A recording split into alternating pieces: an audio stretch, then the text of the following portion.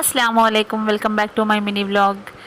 After work నేనైతే ఇంటికి వెళ్తున్నాము. చిన్న స్నాప్ అయితే తీసాను, చూస్తారు అని. అండ్ వీళ్ళిద్దరూ అయితే వెరీ క్లోజ్ ఫ్రెండ్స్. మేమైతే బ్యాక్ టు హోమ్. అండ్ మార్నింగే సోక్ చేసి పెట్టుకున్నాను బాదం. సో మా బాబు అయితే మర్చిపోలేదు. వాట్ బెటర్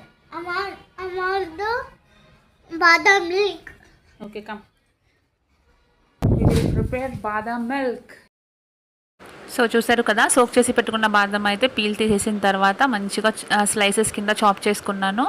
చాప్ చేసుకున్న వాటిని పక్కన పెట్టుకోవాలి. అండ్ ఫ్రిడ్జ్లో అయితే మిల్క్ బాయిల్ చేసి ఫ్రిడ్జ్లో పెట్టిన మిల్క్ ఉంది. దాంట్లో అయితే ఇవి బాదం మిక్చర్ ఏదైతే ఉందో అది బాగా స్టిర్ చేసుకున్నాను. ఎక్స్ట్రా మనం ఏమీ షుగర్ యాడ్ చేయాల్సిన అవసరం లేదు.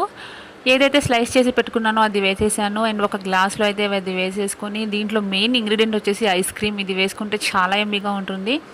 ఏం ఐస్ క్రీమ్ వేసుకున్నా మీ ఇష్టం, బట్ ఐస్ క్రీమ్ అయితే మాత్రం కంపల్సరీ వేసుకోండి, చాలా బాగుంటుంది.